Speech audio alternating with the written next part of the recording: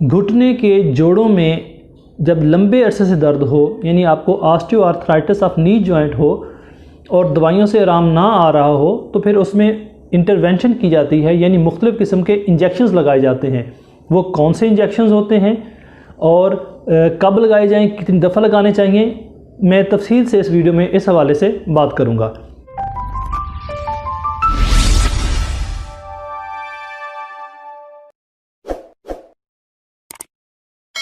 मैं हूं doctor Kashif Ramay, joint replacement and orthopaedic surgeon.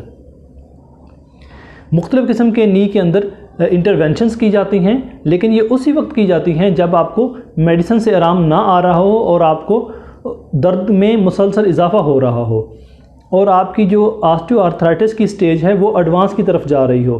तो उसमें इंजेक्शंस कौन से होते हैं? ये मुख्तलिफ़ किस्म के इंजेक्शंस हैं। सबसे पहले जो होते हैं वो स्टीरॉयड्स के इंजेक्शंस हैं, यानी जो कि सूजन को कम करते हैं, दर्द को कम करते हैं। तो ये बड़ी आसानी से मिल जाते हैं और इनको हम लगाते हैं। जैसे कि इनके अंदर डिपोमिड्रोल है और इसमें जो है वो दूसरा ट्राईएमिसिनोलोन। तो ये जो है पार्टिकुलेट स्टीरॉयड्स होते हैं जो कि लगाए जाते हैं।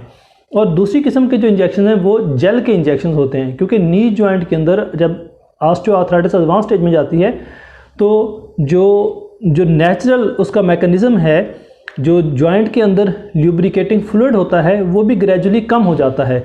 तो ये ल्यूब्रिकेटिंग इंजेक्शन होते हैं, एक तरह से जेल के इंजेक्शंस होते हैं जो लगाए जाते हैं।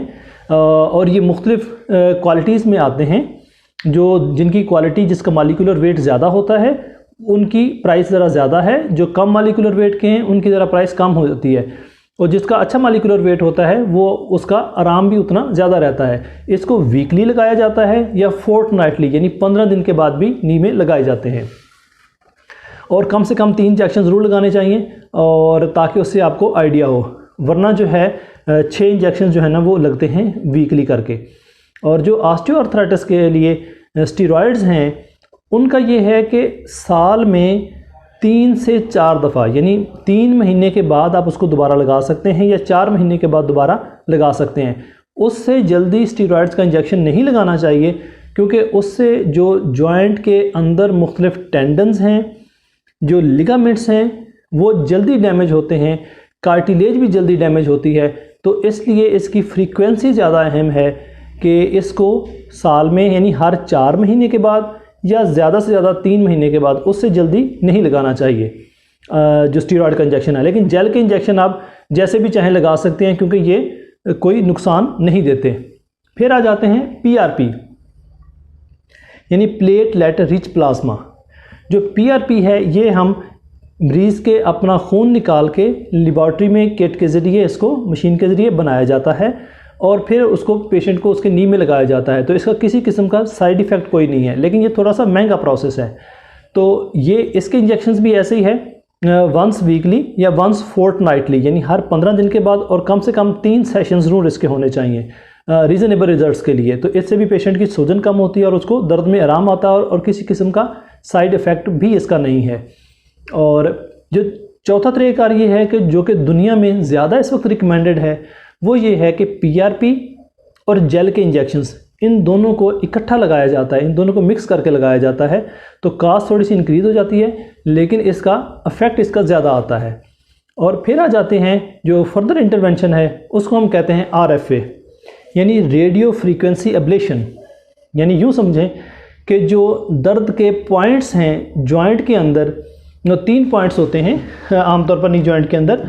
अगर हम देखें तो एक पॉइंट इस साइड पे होगा, लैटरल साइड पे, एक ये मीडियल साइड पे, और एक टिबिया के अंदर मीडियल साइड पे अंदर की तरफ।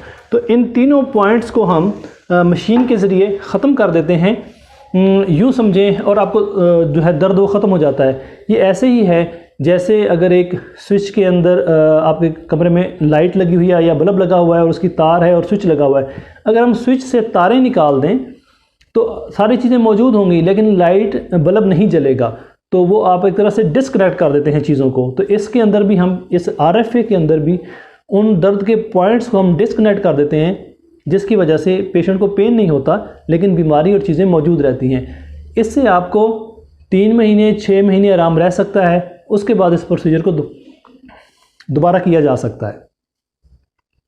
और फिर जो इंटरवेंशन आती है उसको हम कहते हैं आर्थ्रोस्कोपी, यानी वो सर्जिकल इंटरवेंशन है। इनसे फिर आगे की स्टेज है जब जॉइंट के अंदर बहुत ज़्यादा डेब्री हो और जो उसके अंदर जो कार्टिलेज है घिस के बहुत ज़्यादा जमा हो गई हो और वो बार बार सोजश कर रही हो, या उसकी वजह से जो अंदर मेनिस्कस होता है वो टॉर्न होके टूट के कहीं फंस जाए, तो उसकी वजह से नी में लॉकिंग शुरू हो जाए, तो इस सूरत हाल के लिए फिर आर्थ्रोस्कोपी की जाती है। आर्थ्रोस्कोपिक करके डिब्रीडमेंट करके वॉश आउट किया जाता है, वो तो तमाम अंदर कचरा बन जाता है उसको निकाल लिया जाता है।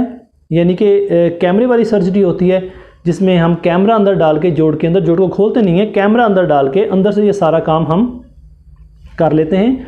और उसके बाद जो है वो जो अगर मेनिस्कस टॉर्न है डिजेनरेटिव होता है तो उसको भी ट्रिम कर दिया जाता है, उसको भी निकाल दिया जाता है ताकि आपका जोड़ की जो लॉकिंग है वो ख़त्म हो जाए। और अगर इन तमाम मसाइल से अगर सर्जन ये समझता है कि इन चीज़ों का फ़ायदा नहीं है तो फिर वो आपको डायरेक्टली मशवरा देगा कि आप जो है इसमें यानी अगर आपकी एडवांस्ड स्टेज है या आप ये प्रोसीजर पहले भी कर चुके होंगे, यानी अगर आपने ये चीज़ें इंजेक्शंस लगाए हैं, दवाइयाँ खाई हैं, इंजेक्शन लगाए, आपको आराम नहीं आया, तो फिर वो आपको मशवरा देंगे रिप्लेसमेंट सर्जरी का। तो वो जो लास्ट इंटरवेंशन है वो रिप्लेसमेंट सर्जरी है, यानी कि आपका ये जोड़ जो ख़त्म हो चुका है इसको तब्दील कर दिया जाता है और इसकी जगह पे नया जोड़ लगा दिया जाता है।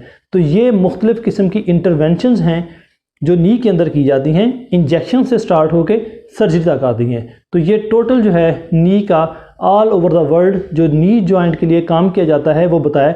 एक और चीज़ होती है उसको हम कहते हैं प्रोलोथेरेपी, वो भी मुख्तलिफ़ किस्म के वो इंजेक्शंस हैं, उसमें हम जो मुख्तलिफ़ इंजेक्शंस जो हैं उनको मिक्स करके वो नी के अंदर लगाया जाता है। प्रोलोथेरेपी जो है वो भी बेसिकली आपकी सोजश को और इन्फ्लेमेशन को कम करती है। तो वो एक चीज़ से जो मैं मिस कर गया था, प्रोलोथेरेपी भी इसमें होती है, वो इंजेक्शन के लेवल पे आती है।